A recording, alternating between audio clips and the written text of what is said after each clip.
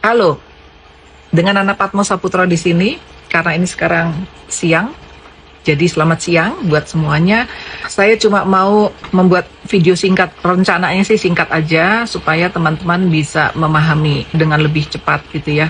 Jadi teman-teman gini, banyak sekali yang curhat, atau banyak sekali orang-orang yang menulis di messenger saya secara pribadi, banyak yang nge-DM lewat berbagai media, DM-DM-nya ada banyak sekali dalam waktu semalam loh. Hanya gara-gara Gibran resmi dicalonkan sebagai cawapres itu, lalu kemudian banyak yang jadi bingung gitu. Teman-teman begini, karena saya bukan ahli politik dan saya lebih suka bicara apa-apa hal-hal secara psikologis, kehidupan, tentang mental dan karakter gitu ya, saya akan bahasa ke arah sana. Jadi gini, di Indonesia ini atau di dunia ini itu ada lebih banyak sekali orang yang jenisnya adalah feeling atau feeler. Itu lebih dari 50%. Jadi ada sekitar 57 hampir 60% adalah orang-orang yang feeling. Nah, sisanya sekitar 40 berapaan gitu ya, 43 segala macam itu adalah tipe thinking. Nah, jangan salah, ini adalah teorinya Myers-Briggs, disebutnya sebagai MBTI. Kalau kalian mau cari di Google namanya MBTI, atau mereka nyebutnya dengan bahasa Inggrisnya MBTI. Nah, coba cari aja, terus kalian ngetes. Lebih banyak orang-orang yang feeling di dunia ini. Nah, orang feeling itu bukanlah orang yang tidak bisa berpikir, bukan.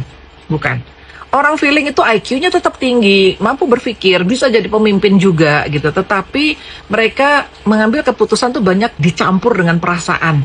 Sementara orang thinking, saya adalah salah satunya, itu kalau ngambil keputusan tuh justru hal-hal yang terkait dengan perasaan tuh saya dismiss.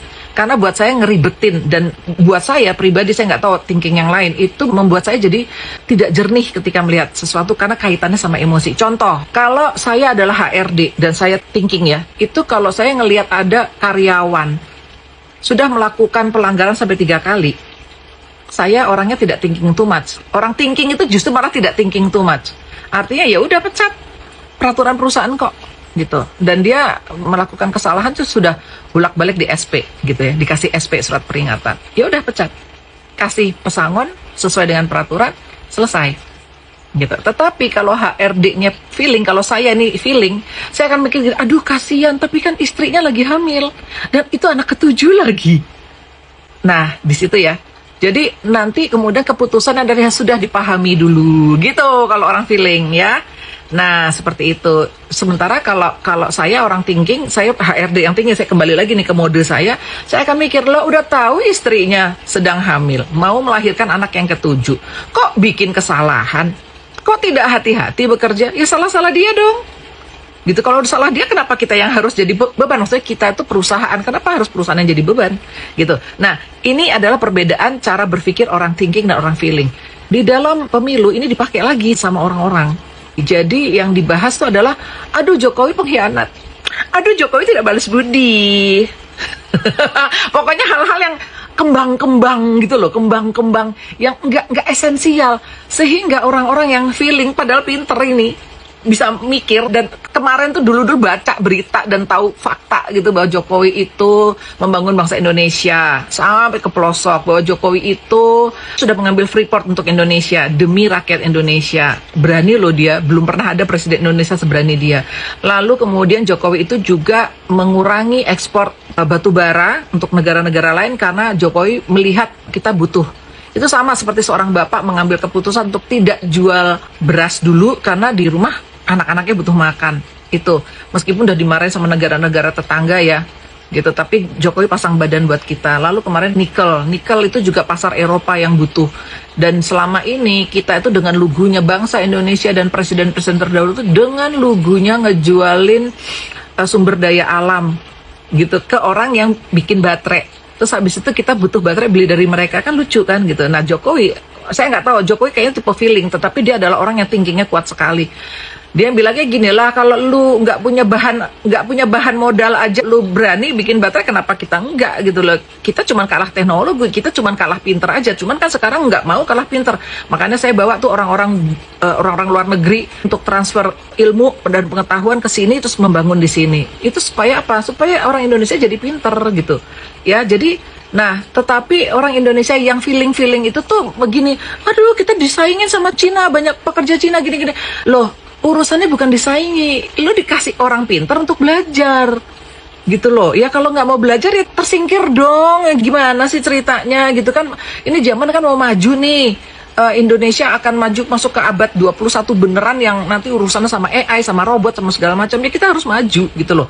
Nah, tapi kan nggak ujuk-ujuk diminta untuk maju, tapi dikasih dulu, digandeng dulu untuk maju, digandeng dulu untuk belajar. Nah, sambut dong tangan itu gitu ya untuk maju gitu loh teman-teman. Nah, lalu kemudian kalian bisa ngelihat nggak benang merahnya? Bahwa akan lebih menguntungkan bagi negara-negara adidaya di luar sana, itu Amerika, negara-negara Eropa, kalau Indonesia dipimpin oleh presiden yang lemah, presiden yang nurutan, presiden yang nggak senyali Jokowi pasang badan. Kalian bisa lihat nggak sih sebenarnya kita tuh lagi di proxy nih, kita lagi dipengaruhi lewat mulut-mulutnya orang influencer yang bisa dibayar itu. Itu gosipnya udah nyebar loh, 15M budgetnya untuk 1 bulan. Dan mereka pinter, mereka ngambil urusan yang pasti kemakan oleh kita semua, yaitu apa? Urusan perasaan. Jadi kembang-kembangnya itu tuh jadi ibaratnya nih mereka nyuguhin sebenarnya roti ya, kue, cake-nya tuh bantet, cake-nya tuh gosong, tapi dibungkus sama gula-gula gitu, hiasannya gitu, icing sugarnya bagus. Nah, terus itu disuguhkan ke kalian dan kalian mau makan. Hanya karena kalian mengambil keputusan berdasarkan emosi. Ih, indah ya, bagus, lucu, cake-nya lucu, bagus. Ramah, dia orangnya ramah. Lihat deh senyumnya, lihat deh ganteng. Please, please, ini kita milih presiden bukan cover boy. Dan oke, saya juga nggak suka sama Prabowo ya, tetapi dia minimal adalah seorang prajurit, jiwanya prajurit. Orang prajurit itu tuh ngebelain negara dan ya ini juga belum tentu ya, makanya kenapa Jokowi masangin Gibran anaknya sendiri. Ini tuh Jokowi, Gibran, Kaesang itu lagi mau pasang badan buat kita semua teman-teman. Jadi kalau kamu tanya, emang Nana tahu dari mana sok tahu? Ya lu nanya sama gue tarot reader, gue baca jiwanya Jokowi kayak apa, jiwanya Gibran kayak apa, itu nggak ada. Ingin melacurkan Indonesia tuh nggak ada. Justru malah kamu harusnya cek orang yang selama ini kamu puji-puji sebagai ibu yang baik dan segala macam, juga cek itu RUU, rencana undang-undang perampasan harta koruptor, kenapa ditahan-tahan sama dia? Coba cek juga di Bocor Alus lah, di Total Politik lah, itu di YouTube semua. Coba cek kenapa Mega disinyalir ingin menghentikan hilirisasi. Padahal hilirisasi itu yang sekarang lagi dilakukan oleh Jokowi. Hilirisasi itu apa sih? Hilirisasi itu artinya gini deh. Lu punya bahan mentah di rumah. Lu petani padi. Terus ketika lu pingin membuat lontong sendiri, lu pingin jual. Itu tuh yang mau dilakukan oleh Jokowi. Ini enggak. Ini maunya gini. Ya udah kita jual berasnya ke Malaysia biar Malaysia nanti bikin lontong. Nanti kita beli lontong dari Malaysia. Sesederhana itu analoginya. Nah, sekarang kalian mau belain siapa? Mau belain orang yang mikir bahwa negara ini mau dibelain atau siapa? Itu aja. Nah sekarang tinggal pilih, kalian ingin memilih presiden yang kayak apa?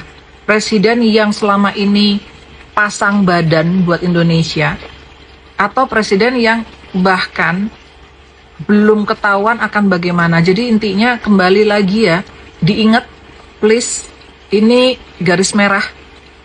Pemilu kali ini kita tidak sedang memilih presiden. Kita tidak sedang memilih wayang, teman-teman. Ganjar itu adalah wayangnya Megawati. Anies ya wayangnya JK tadinya sama Surya Paloh. Prabowo adalah wayangnya Jokowi. Jadi yang kita pilih ini sekarang bukan wayang, tetapi dalang. Kalian pilih dalang mana yang kalian lebih rela memimpin negara ini. Kalian pingin didalangin sama Megawati atau didalangin oleh Jokowi? Kalau kalian memilih ini, please gunakan logika kalian. Pilih dari dua orang ini yang track recordnya, pattern polanya selama ini tuh ngebelain negara tuh lebih banyak mana? Lebih banyak Jokowi yang pasang badan buat negara atau Megawati yang pasang badan buat negara? Pilih dalang.